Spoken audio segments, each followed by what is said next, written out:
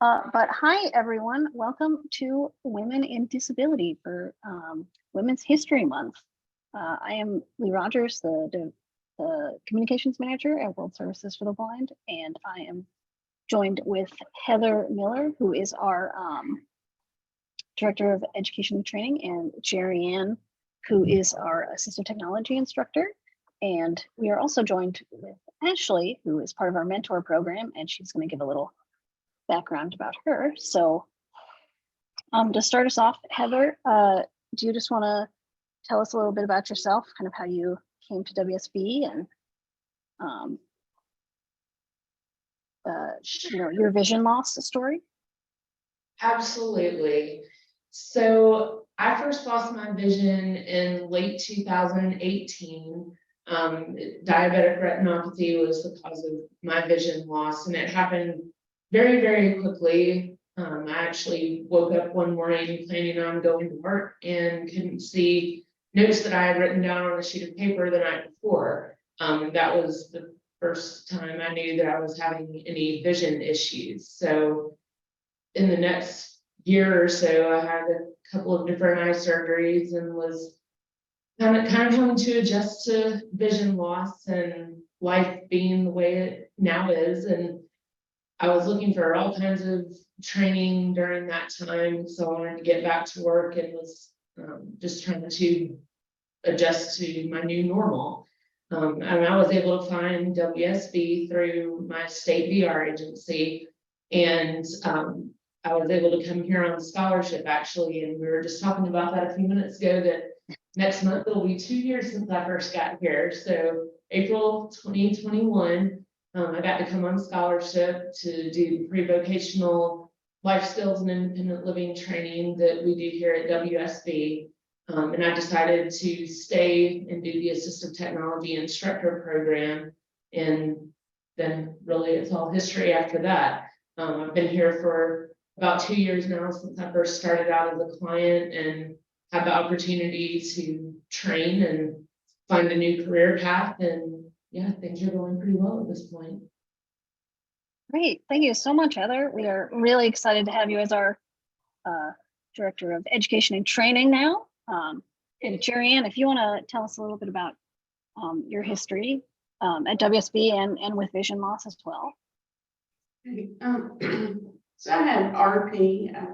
Most people know this right away, but I didn't find out until I was about 30. I was having difficulty driving and went to the doctor thinking that I needed glasses, and he told me, I was legally blind. And yeah, a few more visits and some tests, and they decided that I had retinitis pigmentosa. And so for the next 10 years, I would have described my vision as low vision, where I was still able to see a good bit and do most of the tasks and things I had been doing without a whole lot of difficulty. And then about 10 years ago, just bit by bit, I was losing my sight, but adjusting to it gradually. It got to a place where, I just hit rock bottom. I wanted to call my dad. And I think at the time it was like iPhone 3. So I didn't even have a smartphone because of the vision and being able to find the buttons and stuff. And would call people on like the house phone that had the buttons, and couldn't remember numbers because everybody's changing their numbers. CCTV wasn't working for me. So that was just, I think I burst out into tears when I realized, I can't do the simplest thing like call my dad unless my husband's at home and he can tell me his new number. So that was when I decided that, I need to take the time, because as a mother and children and stuff, I just kept on going as much as I could. But I decided it's time for me to take the time to deal with my vision loss. I went to Personal Adjustment to Blindness Training Center in Pittsburgh, where I was introduced to Braille and some assistive technology and the talking smartphone, and was really encouraged by especially the workers who were blind or low vision, that seemed to be living a normal life, something that I thought that I would not be able to live anymore. So decided at that point that I was really passionate about this technology that was giving me back my independence and my freedom, ability to do things independently again. So I started searching. It actually took a couple more years before I found World Services. And that was a whole journey in itself getting here once I found it, which for most people it is. And then once I got here, I went through the Assistive Technology Instructor program. And right after I graduated, I stayed on, became the Braille instructor within about 6 months. Then I became the Assistive Technology Instructor. And so that's my journey of getting here. And, you know, I just hope to give to people, you know, the same type of things that were given to me as I came through school, you know, the hope and realizing that life is not over. That you can still do all the same things and be the person that you was before this setback or disability. Yeah, thank you so much, Jerri-Ann. Ashley, can you also just introduce yourself and kind of tell us a little bit about your vision loss journey and your career journey as well? Sure. So my name is Ashley Mosley, and I have a condition called retinopathy of prematurity. And that is a congenital condition that has to do with lack of oxygen to the blood vessels in the eye. And I attended, school, just elementary, middle, and high school at the Tennessee School for the Blind. And, they, well, at the time we didn't have talking smartphones, but they had the various, up-to-date assistive technology devices and things like that. So that was kind of my normal, but I did attend school with, kids, and later on,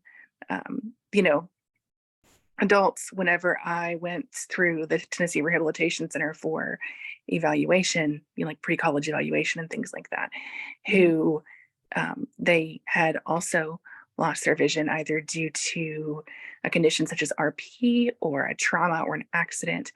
And, I was able to come alongside them and support and encourage them in the adjustment process.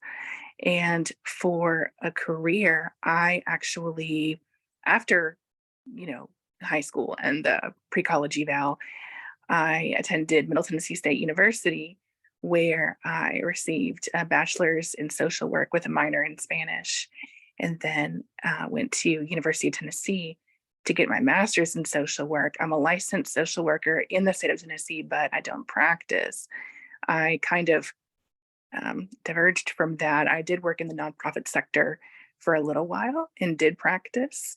However, I found that customer service was my next career move. And so I do work for a rideshare company. I cannot say which one, but excuse me, I have worked with them for about 5 years. Most of it in the sector of trust and safety, working with people who had incidents on the platform which made them feel unsafe, and most recently transitioned over into the escalations resolution team. And in my position, I do use a Mac with VoiceOver and an iPhone with VoiceOver quite regularly.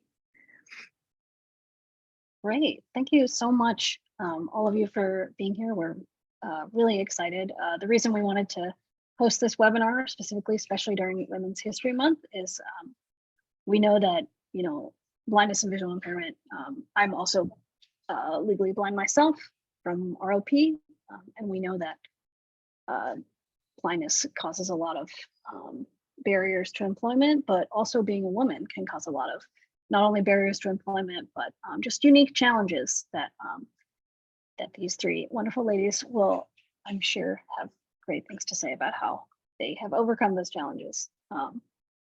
So Heather, if you want to talk a little bit about if there are any specific challenges you had, especially as a woman who lost her sight later in life, and even just going back into the workforce. Sure. So my experience was probably kind of interesting in that area, in that I was a prosecuting attorney for about 9 years before I lost my sight. So in that career path, let's say, I definitely experienced people thinking that I wasn't as capable as my male counterparts. I can remember multiple times being in court and people wanting to speak to my male court partner rather than me, because they just assumed that that would be the stronger attorney in the room. So I think that's something that I kind of experienced even before vision loss. And for me, actually, since I got involved in the visually impaired community, I don't think I've experienced that quite as much, at least within the community. You know, everybody wants to help each other out, and everybody is kind of watching out for each other and trying to encourage and support each other. And so that's been very refreshing amongst the people that I work with here at WSB, our clients, and just others in the vision impaired field. I definitely think that when I go out in public, sometimes people look at me and just think, oh, that poor girl, she's trying to walk around with the white cane, and maybe they see me stumble into something or make a wrong turn, or I have to ask for help or something like that. And a lot of times I think people just, and this is probably true for everyone with a visual impairment and not just women, but just assume automatically that you can't do things. And so maybe try to offer assistance where it's not necessarily needed, or don't even ask if you feel like you can handle whatever task or thing that they're wanting you to do. They just assume that you can't. And so I always enjoy when I get the opportunity to show people that I can be independent and that I can do things on my own, and I can do things without assistance. And sometimes it's actually entertaining seeing the reaction.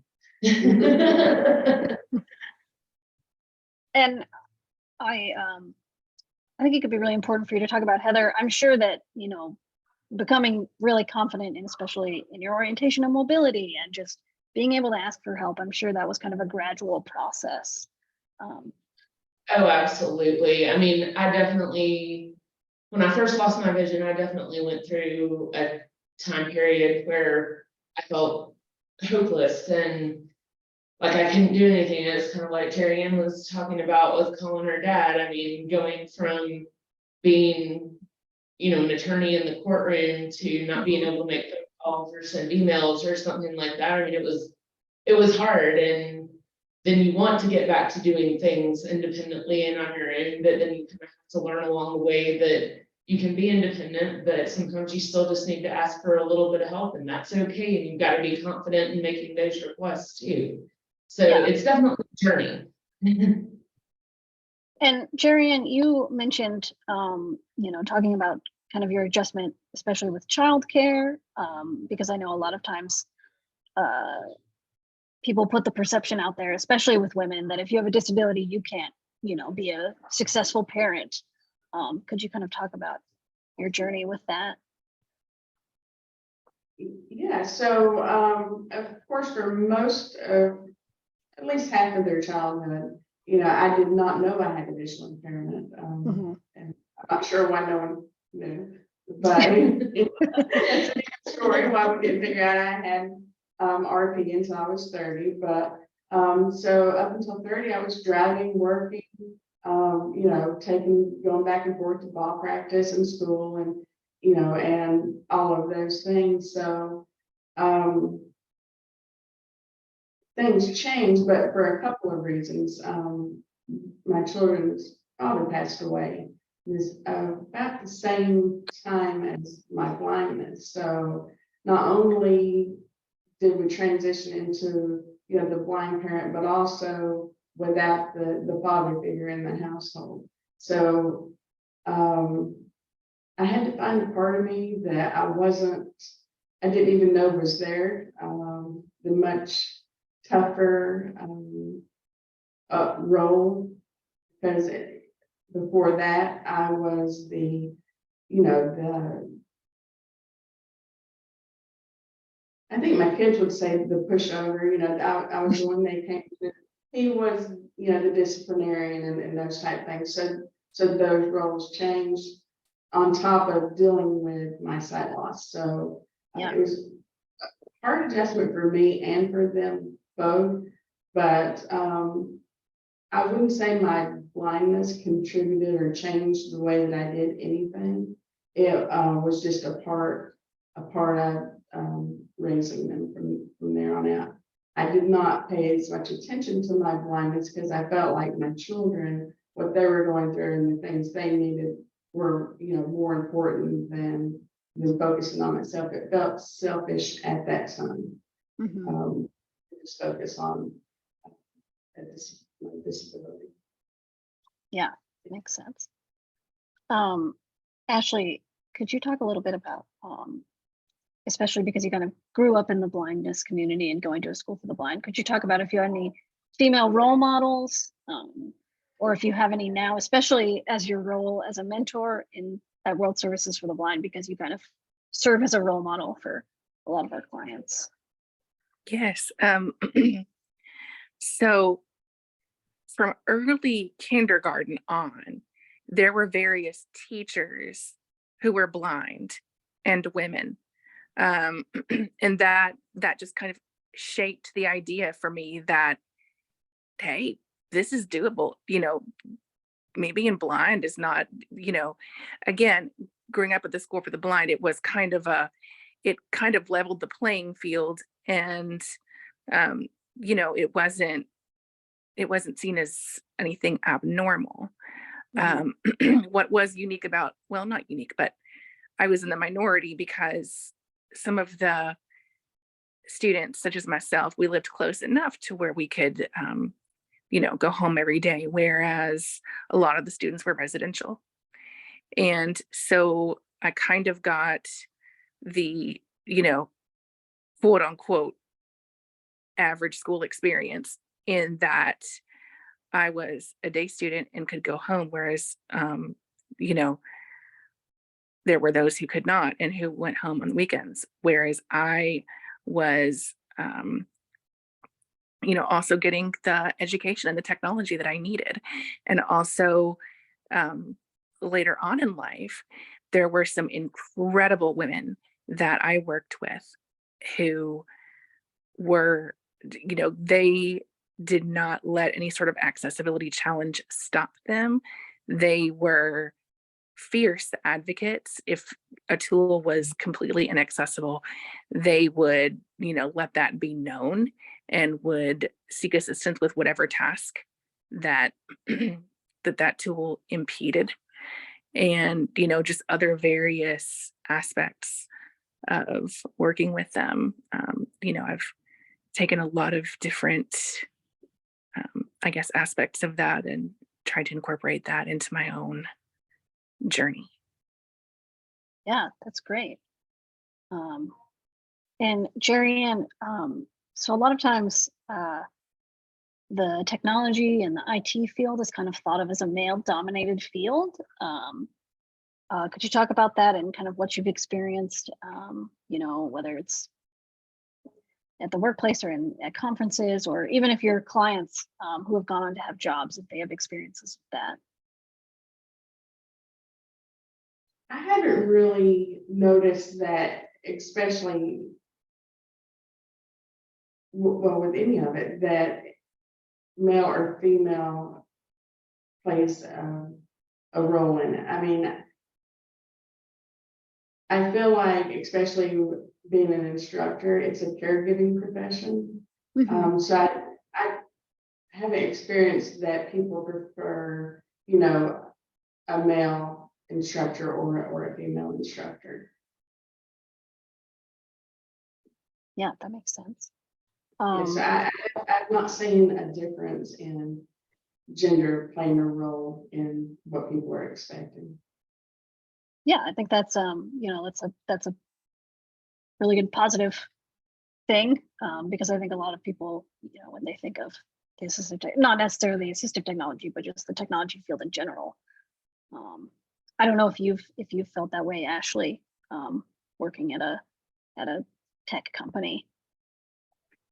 No, because the aspect of the tech company in which I work is more so customer facing Sure. versus So maybe engineering join or the IT, meeting.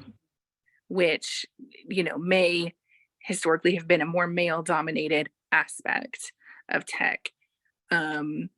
Actually, I would say in the particular company in which I work that there are more women in the customer facing aspect than there are men. Mhm. And we want to have a few minutes for questions, but I want to ask each of you one last question. If you had a piece of advice that you would give to a woman with a disability who's interested in going back into the workforce, what would it be? Well, I'll I'll start. start with that. I actually read something this morning that made me kind of think a lot, and it said that if you want to know what next year is going to be like, look at what you're doing right now. And so for those people that are struggling, that are maybe having a hard time, that feel defeated, my advice would be to, you know, find someone that can support you, find someone that will, you know, help you figure out what it is that you're needing to do, whether it's go somewhere for training, whether it's learning to be more independent and actually pushing yourself into more independent activities. But just think of what you want your life to look like a year from now, and what can you do now to make that happen. That's great advice. Ashley, you seem like you had. Yes. something So I would say when you interview, think of it as a two-way street. Like when you get to the point where you want to go out and interview, and that can be a nerve-wracking experience, especially when you're blind and you get that silence upon interviewing. I don't know if either of y'all have ever experienced I that have. silence. Yeah. When you walk in the room or you present yourself for an interview, and you can just feel people thinking like, oh, you're Ashley or you're Lee. Yeah. So an interview, don't let that sway you, because an interview is a two-way street. You're interviewing them as much as they are interviewing you. And I think that can help keep perspective in a situation where it's already intimidating and can be very, very nerve-wracking. And so if you go in with that mindset, you know, have questions, even if you have to write, you know, even if you do a little research for the company beforehand, have questions prepared. And, you know, hopefully it will then go smoother for you, knowing that, you know, just as they are, you know, seeking you out, interviewing you, you are doing the same thing to them. Yeah, that's a great way to think about it. Definitely can take a little bit of the pressure off of you as well. Mhm. What about you, Jerri-Ann? What advice would you give? I would say don't focus on your disability. Don't let your disability define, you know, who you are. Yeah, I happen to be blind, but that's not who I am. I have a lot of strengths, and I focus on your strengths, be confident in your strengths, and just make sure that the rest of the world sees those. And, you know, Of course, you're going in with a disability, but don't let that define who you are. That is that's a great way to end this webinar. So now we wanted to open this up for any questions. You can feel free to leave them in the chat, or you can also feel free to just unmute yourself.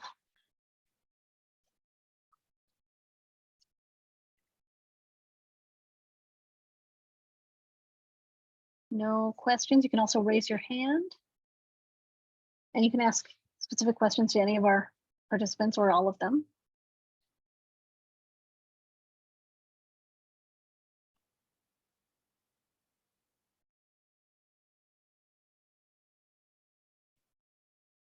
Okay, well, I guess we don't have any questions. But thank you so much, everyone, for joining us for Women in Disability for Women's History Month. Oh, wait, sorry, Hello. we do have one. Hello. My name is Jenny, and I'm teaching women and men in mixed courses for the German language, and they are from a migrational background. And I've got the question that what can I do, like from a teaching position, while they have this whole packet of sort of the migrational issue and the issue of being blind, or sometimes becoming blind while they were migrating. And what can I do to sort of empower them more? Like, I mean, especially the women. Do you have any advice on that? I do. This is Okay. Ashley. So I would definitely connect them, and I'll answer the do you have any advice? And then I want to just make sure that I understand the first part of your question about, you know, you said that the packet, were you meaning like the forms they want to fill out, or you mean like like their whole story?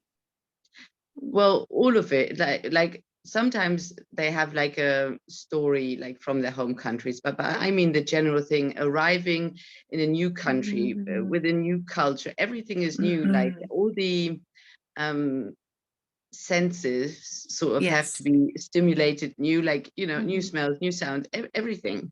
Yes. And what can I do? And then you've got the pressure of learning a foreign language in the country that maybe you haven't even chosen freely to live in. And then me as a teacher, like what I can do to sort of empower them or help them get used to the new situation, as well as learning the language well. Yes. Okay. Thank you so much for clarifying that. I thought that's what you were meaning. I just wanted to clarify before I actually answered. So definitely connecting them with people who are blind, who already live in the area, if you know any, or if you know of a blindness organization into or around your area, that can show them like, hey, you know, this life is doable. And if there are any people who are blind who speak the languages that the particular students speak, also connecting them with those individuals. And sometimes that can be difficult with a language like, for example, Arabic or Spanish or even Urdu. That might be, you know, more doable than with a language that is only spoken in a small country on this earth. So that is what I would suggest. And, you know, just knowing that you're teaching them and being there for them and supporting them. Now, can I ask you?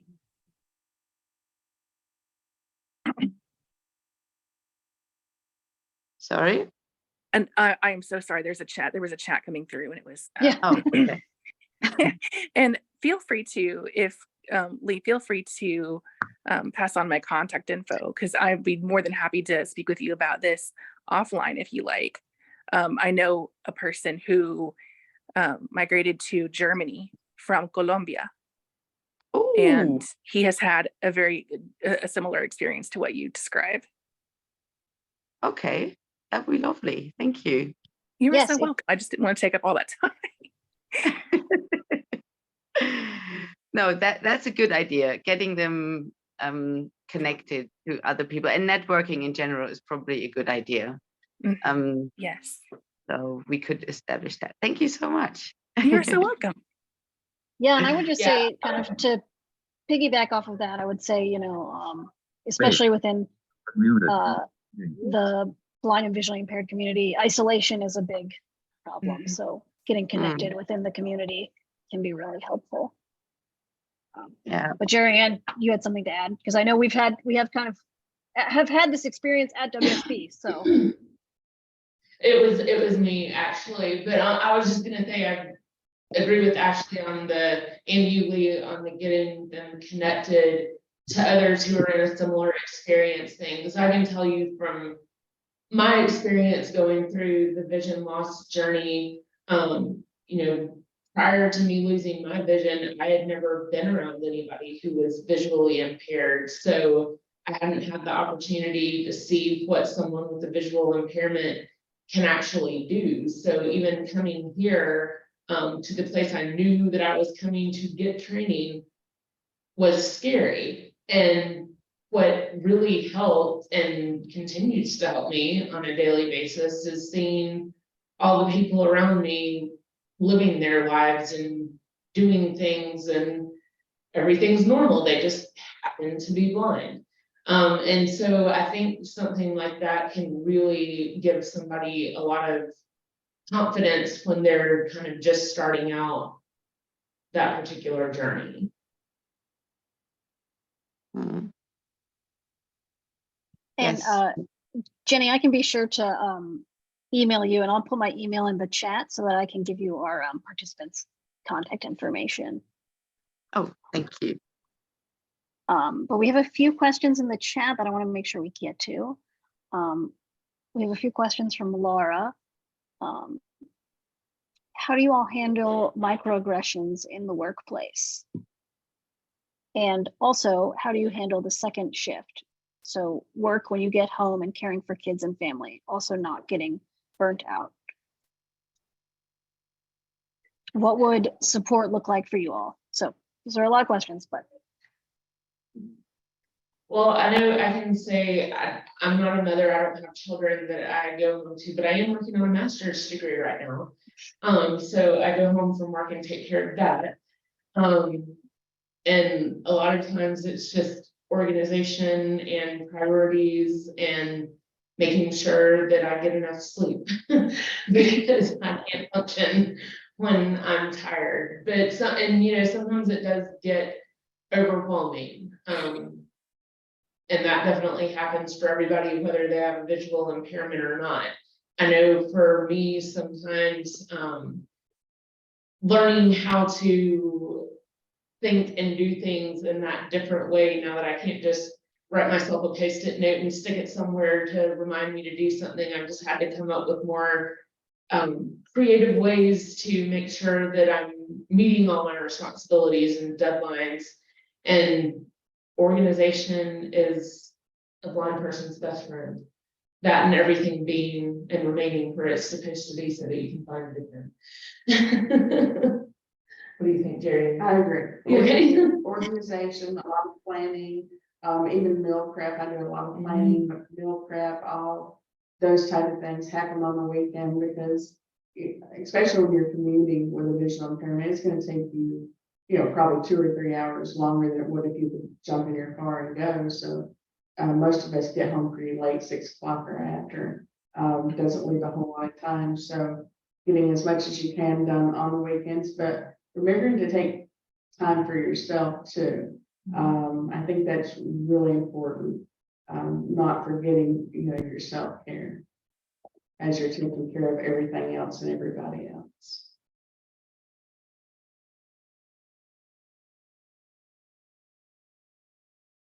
And do any of you want to add anything for how do you handle the microaggressions at work? Yes, I do. Sometimes, you know, even in the job that I hold, sometimes people, I'll solve a simple ticket, and someone there was a time when I was actually being trained by someone for the newer position that I have now. And she had never been witness to anyone using a screen reader before. And I screen shared with her and, showed her how I navigated the particular tool we use to solve tickets. And she was like, oh my God, that is amazing. How do you do what? And I had to kind of just talk to her and be like, no, no, it's really not amazing. Um, you know, I just need you to know that this is just the way that I have to interact with this tool and this app. And yes, it's going to take me probably 20 minutes to do something you might be able to do in 2. Just know that.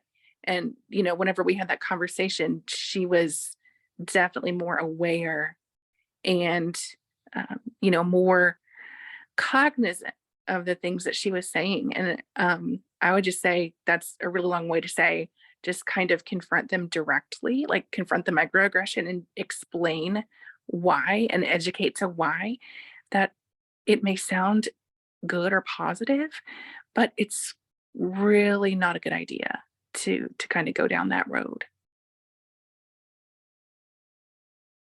I can also add to that, not necessarily as much in the workplace, but I've noticed a lot of microaggressions, just, being a woman using a white cane in the street, women already get catcalled all the time. And when you have a cane, it just makes it much worse. But I always kind of try to remind myself that it's more about they just don't have the knowledge about blindness. And sometimes if I'm feeling up to it, I'll educate them, but you also have to remember that it's not your job to educate them. So I think it can kind of go both ways.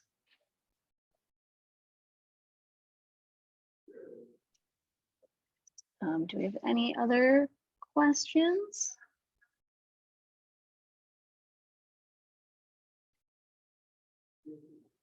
I don't think so, but thank you so much for everyone for joining us. And we will be sure to send out a recording of this webinar if you want to rewatch it or send it to your friends. And again, thank you so much.